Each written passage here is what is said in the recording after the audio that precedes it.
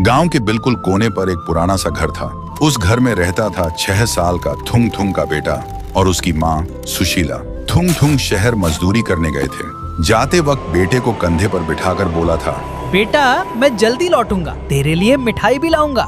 बेटे ने भी मासूमियत से पूछा था, पर पापा मुझे कैसे पता चलेगा कि आप आ गए? थुंग थुंग हंसकर बोला था, जब मैं आऊंगा ना तो दरवाजे पर लोहे की चीज से जोर से टुंग टुंग करूंगा, तब तू समझ जाना पापा आ गए।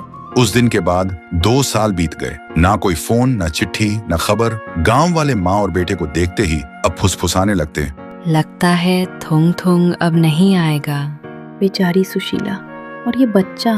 लेकिन थुंग थुंग के बेटे को यकीन था उसके पापा जरूर आएंगे। इसलिए वह हर शाम सूरज ढलते ही घर के बाहर बैठकर हाथ में एक थाली और चम्मच लेकर धीरे से बजाता। माँ बस चुपचाप देखती और बिना कुछ बोले अंदर चली जाती। उनकी आंखों में आंसू होते, पर वह थुंग थुंग के सामने कभी नहीं रोती, क्योंकि एक सच जो बेटा नहीं जानता था। एक दिन सुशीला ने न्यूज में देखा था, जिस जगह थुंग थुंग काम में गया था वहां एक हादसा हुआ था जिसमें बहुत सारे मजदूर मारे गए। लेकिन फिर भी बेटे के सामने अपने आंसू छुपाकर खड़ी रही ताकि बेटे का भरोसा अपने बाप से न टूटे। लेकिन एक रात हवा तेज चल रही थी, बादल गरज रहे थे। उस रात भी थुंग थुंग का बेटा थाली लेकर बैठकर बजा रहा था। देखते ही माँ ने कहा, बेटा आज मत बैठ, बारिश आने वाली है। लेकिन बेटा नहीं रुका। देखते ही देखते बारिश शुरू हो गई, लेकिन फिर भी वह नहीं उठा। तभी अचानक दूर कहीं से एक आवाज आई।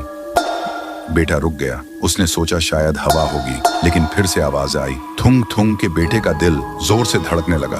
तभी अंधेरे के बीच से थुंग थुंग सामने आया, हाथ में एक छोटा सा मिठाई का डिब्बा लेकर। बेटे की सांसें रुक गईं। माँ पीछे खड़ी कांप रही थी। बारिश रुक चुकी थी। फिर थुंग थुंग ने बेटे से बोला, बेटा पापा को माफ करना, मैं वादा निभाने में देर कर गया। सुनते ही बेटा थुंग थुंग के गले लग गया और रोते हुए बोलने लगा, पापा अब कभी मत जाना मुझे और माँ को छोड़कर।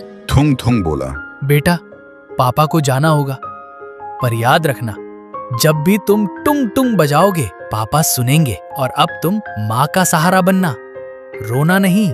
फिर उसने बेटे को प्यार से सुलाया और जाते वक्त बीवी के साथ बैठकर काफी देर तक दोनों रोते रहे। फिर बोला, तुमने मेरा वादा जिंदा रखा, शुक्रिया। इसका भरोसा कभी टूटने मत देना। और थुंग थुंग एक रोशनी के साथ चला गया। फिर सुबह बेटा जागा तो सब शांत था। उसे लगा शायद सब सपना था, लेकिन जब वह दरवाजे के पास गया तो उसे वहां एक छोटा सा मिठाई का डिब्बा मिला। तो दोस्तों, उम्मीद अगर सच्ची हो तो अंधेरे में भी रोशनी और मौत में भी जिंदगी मिल जाती है।